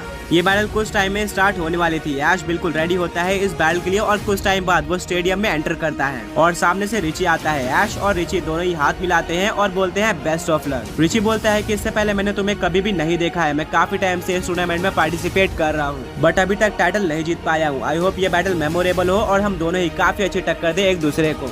ऐश बोलता है बिल्कुल, मैं तुम्हें डिसअपॉइंट नहीं करने वाला हूँ। रिची बोलता है कि मैं भी तुम्हारे पर इजी नहीं जाऊंगा, मुझे किसी भी तरह से इस बैटल को जीतना है। अब दोनों ही ट्रेनर्स अपने अपने पॉकीबॉल को बाहर निकाल लेते हैं और अपने अपने ग्रिंजा को भी बाहर निकालते हैं। ऐश ये देखकर शॉक रह जाता है कि रिची के पास एक शाइनी ग्रिंजा था। सरीना बोलती है कि वाओ, एक ब्लैक ग्रिंजा, मैंने ऐसा ग्रिंजा तो अपने जर्नी में कभी भी नहीं देखा है, लग रहा है कि ये काफी स्ट्रॉन्ग होने वाला है। ब्रॉक बोलता है कि ये तुम्हारा एक मिसकॉन्सेप्शन है, शाइनी होने का मतलब ये नहीं होता कि वो ग्रिंजा नॉर्मल से ज्यादा स्ट्रॉन्ग है। हाँ, शाइनी पोकेमॉन रेयर होते हैं और वो अलग कलर के होते हैं बट इन दो चीजों के अलावा उसमें कोई और स्पेशल क्वालिटी नहीं होती है। वो ना ही ज्यादा स्ट्रॉन्ग होते हैं और ना ही उनके पास कोई स्पेशल मूव या फिर स्टैट बूस्ट होता है, वो बिल्कुल एक नॉर्मल ग्रिंजा की तरह ही होते हैं। तो आई गेस ये बैटल भी ऐश को इजीली जीत जानी चाहिए। अब बैटल स्टार्ट हो जाती है और ऐश का ग्रिंजा यूज करता है वाटर शूरिकेन अटैक का, जिसको रिची का शाइनी ग्रिंजा प्रोटेक्ट अटैक का यूज करके रोक देता है। अब रिची का ग्रिंजा यूज करता है डार्क पल्स का। इसके काउंटर में ऐश का ग्रिंजा भी डार्क पल्स का यूज करता है। ऐश के ग्रिंजा का डार्क पल्स ज्यादा पावरफुल होता है जो कि सामने वाले डार्क पल्स को ओवर पावर करके रिची के ग्रिंजा के ऊपर लग जाता है जिससे उसको डैमेज पड़ता है। अब रिची अपने ग्रिंजा को लो किक अटैक यूज करने बोलता है। ऐश अपने ग्रिंजा को इस अटैक को डॉज करने बोलता है बट रिची का ग्रिंजा ऐश के ग्रिंजा को फॉलो करते हुए लो किक का यूज कर देता है जिससे ऐश के ग्रिंजा को डैमेज पड़ता है। दोनों ही पोकेमॉन्स हेड टू हेड लग रहे थे, कोई भी ट्रेनर जीत सकता था। इसके बाद रिची अपने ग्रिंजा को सर्फ अटैक यूज करने बोलता है जिससे वो एक काफी बड़ी वेव क्रिएट करता है और वो ग्रिंजा के ऊपर लग जाती है जिससे ऐश के ग्रिंजा को डैमेज पड़ता है। ब्रॉक बोलता है कि इस टूर्नामेंट में मैंने एक चीज नोटिस करी है, भले ही ऐश का ग्रिंजा बाकी ग्रिंजा से स्ट्रॉन्ग हो बट मूव सेट और अटैक के अकॉर्डिंग ऐश के ग्रिंजा के अटैक काफी ज्यादा वीक है अपोनेंट ग्रिंजा के मुकाबले।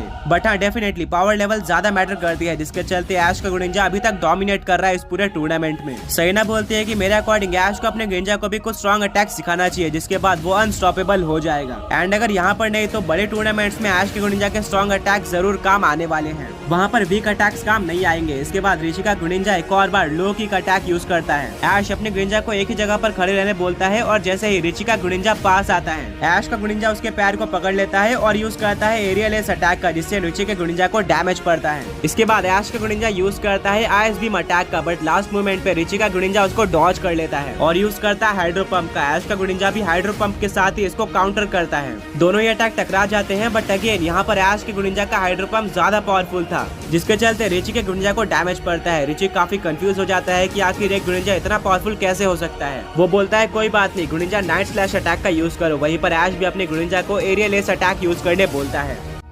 रिची का ग्रिंजा यूज करता है नाइट स्लैश अटैक का, वहीं पर ऐश का ग्रिंजा एरियल एस का यूज करता है। दोनों ही अटैक टकरा जाते हैं बट यहाँ पर दोबारा से ऐश के ग्रिंजा का एरियल एस ज्यादा पावरफुल था जिसके चलते वो एक और बार रिची के ग्रिंजा को डोमिनेट करता है और रिची का ग्रिंजा जमीन पर गिर जाता है। अब ऐश बोलता है ग्रिंजा चलो इस बैटल को खत्म करते हैं, वाटर शूरिकेन अटैक का यूज करो। ग्रिंजा बिल्कुल ऐसे करता है और वो काफी सारे वाटर शूरिकेन शूट कर देता है बट रिची एक स्ट्रेटेजी सोचता है एंड वो अपने ग्रिंजा को सर्फ अटैक यूज करने बोल देता है जिससे काफी ज्यादा बड़ी वेव ग्रिंजा की तरफ बढ़ना स्टार्ट हो जाती है। इससे वाटर शूरिकेन तो रुक जाता है बट साथ में इससे ऐश के ग्रिंजा को भी डैमेज पड़ जाता है। ये रिची के ग्रिंजा का मास्टर स्ट्रोक था। ऐश बोलता है कि अब मैं ज्यादा टाइम वेस्ट नहीं करना चाहता हूँ, ग्रिंजा डबल टीम का यूज करो। अब रिची को नहीं पता था कि ओरिजिनल ग्रिंजा कौन सा है। रिची बोलता है कि ये ट्रिक मेरे सामने काम नहीं आने वाली, मैंने इसके लिए अच्छे से प्रिपेयर करके रखा है। ग्रिंजा तुम भी डबल टीम का यूज कर दो। अब दोनों ही ग्रिंजा डबल टीम का यूज कर लेते हैं जिससे ग्राउंड में काफी सारे ग्रिंजा की कॉपीज आ जाती है। एंड उनमें से 2 रियल ग्रेनिंजा कौन थे वो खुद उनके ट्रेनर्स या फिर ग्रेनिंजा को ही नहीं पता था।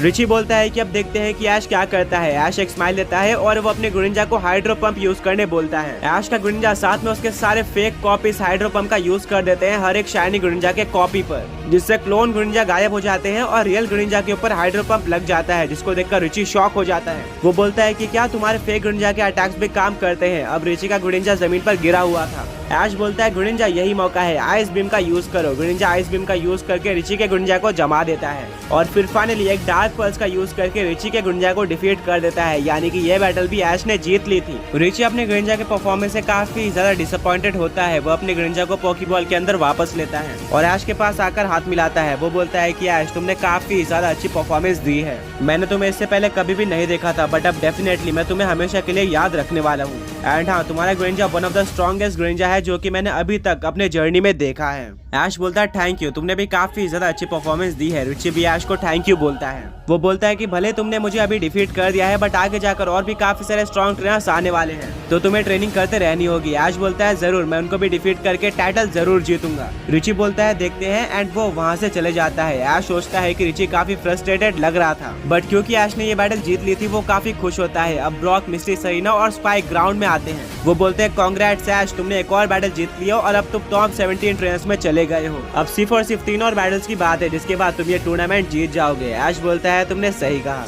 स्पाइक बोलता है कि ऐश, मैंने बिल्कुल भी एक्सपेक्ट नहीं किया था कि तुम इतना आगे आने वाले हो, एंड अब मैं डेफिनेटली ये चाहता हूँ कि तुम ये टूर्नामेंट जीत के ही जाओ, क्योंकि बैटल्स को देखकर पता चलता है कि तुम्हारा ग्रेनिंजा सारे ग्रेनिंजा को डोमिनेट कर रहा है, कोई ग्रेनिंजा उसको टक्कर भी नहीं दे पा रहा है। इसका मतलब यही है कि तुम इस टूर्नामेंट को जीत सकते हो। ऐश बोलता है कि हाँ, बट हमें ओवर कॉन्फिडेंट नहीं होना चाहिए, धीरे धीरे कर ट्रेनर्स का लेवल अप होते जाएगा। स्पाइक बोलता है ये भी है, बट आगे के जर्नी के लिए best of luck. Ash thank you बोलता है। अब हर बार की तरह ऐश और उसके फ्रेंड्स बाकी मैचेस एंजॉय करते हैं स्टेडियम में बैठकर, एंड उनको दोबारा से वही ट्रेनर देखने को मिलता है जो कि ऐश को सिमिलर लग रहा था उसके किसी फ्रेंड से।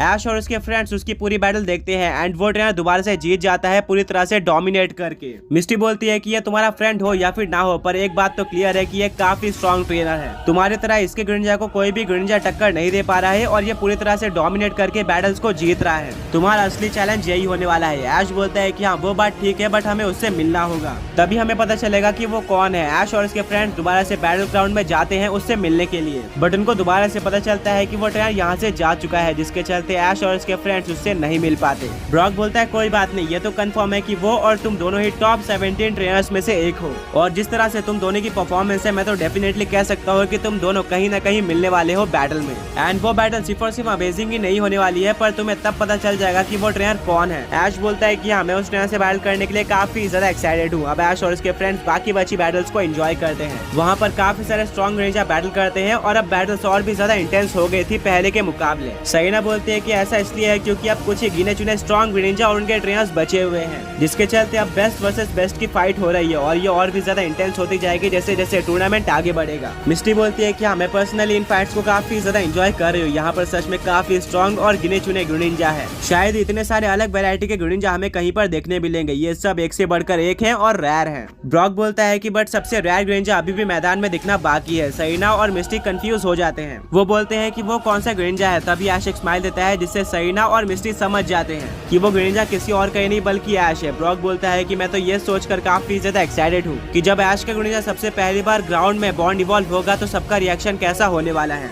क्योंकि डेफिनेटली यहाँ पर किसी को भी बॉन्ड एवोल्यूशन के बारे में नहीं पता होगा और बॉन्ड इवॉल्व होने वाला करेंटली इकलौता पोकेमॉन ऐश का ग्रेनिंजा ही है। ऐसा कोई फेनोमेना किसी ने कभी भी नहीं देखा है। बड़े साइज का ग्रेनिंजा और शाइनिंग ग्रेनिंजा रेयर है, बट फिर भी वो हमें काफी बार देखने को मिल जाते हैं। वहीं पर दूसरी तरफ बॉन्ड एवोल्यूशन पोकेमॉन वर्ल्ड में एक ही है। ऐश बोलता है कि हाँ, मैं भी काफी ज्यादा एक्साइटेड हूँ अपने बॉन्ड इवॉल्व ग्रेनिंजा को यहाँ पर यूज करने के लिए। देखते हैं कि आगे क्या होता है। सारी बैटल एंजॉय करने के बाद ऐश और उसके फ्रेंड्स पोकेमॉन सेंटर में आ जाते हैं, जहाँ पर ऐश अपने ग्रेनिंजा को हील करता है और रेस्ट लेते हैं। अगले दिन वो लोग इस सिटी को और ज्यादा एक्सप्लोर करते हैं, वो कुछ नई चीजें खरीदते हैं एंड उनको बाद में निंजा फूड के बारे में पता चलता है जो कि स्पेशली ग्रेनिंजा के लिए बना हुआ था। मिस्टी बोलती है क्यों ना तुम अपने ग्रेनिंजा को ये फूड दो। ऐश बोलता है कि हाँ, ये काफी ज्यादा अच्छा आइडिया है। ऐश अपने ग्रेंजा को बाहर निकालता है जिसको ये फूड काफी ज्यादा पसंद आता है। इसके बाद सेरेना बोलते हैं कि यार शायद तुम भूल रहे हो कि टॉप 17 आज स्टार्ट होने वाला है और अभी मैचअप्स अनाउंस होने वाले हैं और तुम हो कि यहाँ पर टाइम वेस्ट कर रहे हो। ऐश बोलता है कि हाँ इसके बारे में तो मैं भूल ही गया था, हमें स्टेडियम में जाना होगा। सभी लोग स्टेडियम की तरफ रश करते हैं और वो लोग स्क्रीन के सामने आ जाते हैं जहाँ पर अभी भी मैचअप्स अनाउंस नहीं हुए थे। कुछ ही टाइम में मैचअप्स आने वाले थे एंड ऐश काफी ज्यादा एक्साइटेड होता है अपने अपोनेंट को देखने के लिए। अब 17 स्ट्रॉन्ग प्लेयर्स बचे हुए थे। फाइनली मैचअप्स अनाउंस हो जाते हैं और ऐश को अपना नाम दिख जाता है। इस बार उसका अपोनेंट एक विलियम नाम का पोकेमॉन ट्रेनर होता है जिसको उसने सबसे पहली बार देखा था बाकी सारे अपोनेंट्स के तरह। यानी कि अभी तक ऐश के सामने वो ट्रेनर नहीं आया था जो कि उसको अपने एक फ्रेंड से सिमिलर लग रहा था। उससे बैटल करने के लिए ऐश को अभी भी वेट करना होगा। स्टिल अब ऐश उस ट्रेनर को ढूंढने लगता है जिसके साथ उसकी बैटल होने वाली है। दूसरी तरफ बैटल से पहले कैमरन भी ऐश को ढूंढ रहा होता है और फाइनली वो दोनों एक दूसरे से मिल जाते हैं। ऐश बोलता है क्या तुम कैमरन हो? कैमरन हाँ बोलता है और ऐश बोलता है कि हाँ मैं हूँ ऐश। दोनों ट्रेनर्स एक दूसरे को अपना अपना इंट्रोडक्शन देते हैं और बैटल के लिए बेस्ट ऑफ लक कहते हैं। कैमरन बोलता है कि आज तुम कैरेक्टर से तो काफी ज्यादा ऑसम लग रहे हो बट हम बैटल में मिलते हैं, वहाँ पर असली टेस्ट होगा कि बैटल में कौन ज्यादा अच्छा है, तो मिलता हूँ बैटल में। ऐश बोलता है ठीक है और कैमरन वहाँ से चले जाता है। कुछ टाइम बाद ही स्टेडियम में ऐश की बैटल स्टार्ट होने वाली थी। विलियम और ऐश दोनों ही स्टेडियम के अंदर आ जाते हैं। वो दोनों एक दूसरे से हाथ मिलाकर बेस्ट ऑफ लक कहते हैं। विलियम बोलता है कि बाकी सारे पोकेमॉन ट्रेनर्स की तरह मैं भी इस टूर्नामेंट में काफी सालों से पार्टिसिपेट कर रहा हूँ। इससे पहले मैंने तुम्हें कभी भी इसमें पार्टिसिपेट करते हुए नहीं देखा था। स्टिल मैंने तुम्हारी सारी बैटल स्टेडियम में रहकर देखी है और मानना पड़ेगा तुम एक काफी स्ट्रॉन्ग प्लेयर हो एंड मैं एक काफी ज्यादा इंटेंस बैटल की एक्सपेक्टेशन रखता हूँ। तुम्हारे ग्रेंजा की पावर देखकर मैं काफी इंप्रेस हुआ था और मैं डेफिनेटली उसको डिफीट करना चाहता हूँ। ऐश बोलता है जरूर, मेरी तरफ से तो ये बैटल बिल्कुल इंटेंस होने वाली है, तो चलो बैटल को स्टार्ट करते हैं। विलियम बोलता है ठीक है। अब दोनों ही ट्रेनर्स अपने अपने पोकीबॉल को ग्राउंड में फेंकते हैं। ऐश अपने ग्रेंजा को बाहर निकालता है। वहीं पर विलियम का ग्रेंजा भी बाहर आता है। बाकी सारे ग्रेंजा से अलग विलियम का ग्रेंजा बिल्कुल नॉर्मल था। ऐश बोलता है कि क्या टॉप 17 में एक नॉर्मल ग्रेंजा, ये तो मुझे अनबिलीवेबल सा लग रहा है। पिछले दोनों मैचेस में मैंने यूनिक और रेयर ग्रेंजा से बैटल करी थी बट टॉप 17 में मेरे सामने एक नॉर्मल ग्रेंजा आया है। विलियम बोलता है कि ये बात जरूरी नहीं है कि हमारे पास कोई रेयर या फिर यूनिक ग्रेंजा ही हो। तुम्हारी इन्फॉर्मेशन के लिए बता दूं कि मैंने ऑलरेडी काफी सारे यूनिक और रेयर ग्रेंजा को हराया हुआ है और उसी से मैं यहाँ पर पहुंचा हूँ, तो मुझे अंडर एस्टिमेट मत करना। ये बैटल डेफिनेटली इंटेंस होने वाली है और मैं होप करता हूँ कि जो बेटर बैटल करे वो विनर बन जाए। बैटल स्टार्ट होती है। विलियम अपने ग्रेंजा को नाइट स्लैश अटैक यूज करने बोलता है। जब तक ऐश अपने ग्रेंजा को डॉज करने बोलता तब तक ये नाइट स्लैश अटैक ऐश के ग्रेंजा पर लग जाता है। इसके बाद विलियम का ग्रेंजा यूज करता है स्कार्ल अटैक का, ये भी ग्रेंजा के ऊपर लग जाता है। विलियम के ग्रेंजा की स्पीड काफी ज्यादा लग रही थी बाकी ग्रेंजा के मुकाबले और बैटल के स्टार्ट में उसने एक अपर हैंड ले लिया था। इसके बाद ऐश अपने ग्रेंजा को कट अटैक यूज करने बोलता है। जैसे ही ऐश का ग्रेंजा पास पहुंचता है विलियम का ग्रेंजा इस अटैक को काफी ज्यादा इजीली डॉज कर लेता है और ऐश के ग्रेंजा के पीछे जाकर पावर अप पंच अटैक का यूज करता है जिससे ऐश के ग्रेंजा को डैमेज पड़ता है। ब्रॉक बोलता है कि मतलब विलियम का ग्रेंजा देखने में यूनिक नहीं है बट उसके अंदर एक यूनिक चीज है। सेरेना बोलती है वो यूनिक चीज क्या है? ब्रॉक बोलता है कि वो तो तुम्हें दिख ही रहा होगा, विलियम के ग्रेंजा की स्पीड ज्यादा है बाकी ग्रेंजा के मुकाबले, उस पर अटैक करना काफी ज्यादा मुश्किल है। वहीं पर दूसरी तरफ वो इजीली दूसरे पोकेमॉन्स के ऊपर अटैक कर देता है और दूसरे पोकेमॉन्स को पता भी नहीं चलता है। इससे उसके ग्रेंजा को एक एडवांटेज मिलता है और शायद इसी वजह से वो इतना आगे आ पाया है। अब देखना होगा कि ऐश इसके खिलाफ क्या करता है। अब विलियम अपने ग्रेंजा को हाइड्रो पंप अटैक यूज करने बोलता है। इसके काउंटर में ऐश अपने ग्रेंजा को आइस बीम अटैक यूज करने बोलता है। दोनों ही अटैक टकरा जाते हैं और सरप्राइजिंगली आइस बीम के चलते हाइड्रो पंप फ्रीज हो जाता है, यानी कि हाइड्रो पंप पूरी तरह से जम गया था जिससे किसी भी पोकेमॉन को डैमेज नहीं पड़ता है। इसके बाद ऐश अपने ग्रेंजा को डार्क पल्स अटैक यूज करने बोलता है जिसको विलियम का ग्रेंजा डॉज कर लेता है और वो वापस से पावर अप पंच यूज करने आता है ऐश के ग्रेंजा पर। अब ऐश का ग्रेंजा अपना सीक्रेट वेपन यानी कि डबल टीम यूज करता है जिससे विलियम का ग्रेंजा कंफ्यूज हो जाता है कि ऐश का असली ग्रेंजा कौन सा है और वो फेक कॉपी के ऊपर पावर अप पंच यूज कर देता है। अब ऐश अपने ग्रेंजा को वाटर शुरिकेन यूज करने बोलता है जिससे ऐश का ग्रेंजा और उसके साथ सारे फेक कॉपीज भी वाटर शुरिकेन का यूज कर देती है और सारे के सारे वाटर शुरिकेन अटैक विलियम के ग्रेंजा की तरफ आ रहे थे। विलियम का ग्रेंजा अपने स्पीड का यूज करके काफी सारे वाटर शुरिकेन को डॉज कर लेता है पर लास्ट में उसके ऊपर कुछ वाटर शुरिकेन लग जाते हैं जिससे उसको काफी ज्यादा डैमेज पड़ता है क्योंकि ऑब्वियसली ये एक से ज्यादा ग्रेंजा के वाटर शुरिकेन थे जो कि नॉर्मल से ज्यादा डैमेज देंगे। विलियम बोलता है कि ऐश मैंने तुम्हारे और ग्रेंजा के सारे बैटल स्टेडियम में बैठकर देखे हैं, इसलिए मुझे पता है कि तुम्हारे ग्रेंजा का डबल टीम यूनिक है। उसके सारे फेक कॉपीज के अटैक भी बिल्कुल रियल होते हैं जो कि हमारे पोकेमॉन पोकेमॉन को डैमेज देते हैं। एंड इसीलिए मैंने एक स्ट्रेटेजी बनाई थी और मैंने सारे फेक कॉपीज के अटैक्स को डॉज करने की कोशिश करी, बट इतने सारे अटैक को एक ही टाइम पर डॉज करना बिल्कुल इम्पॉसिबल है, जिसके चलते कुछ अटैक मेरे ग्रिंजा के ऊपर लग गए। स्टिल नॉर्मली मैं अगर डॉज करने नहीं जाता तो इससे कहीं ज्यादा अटैक मेरे ग्रिंजा के ऊपर लग जाते।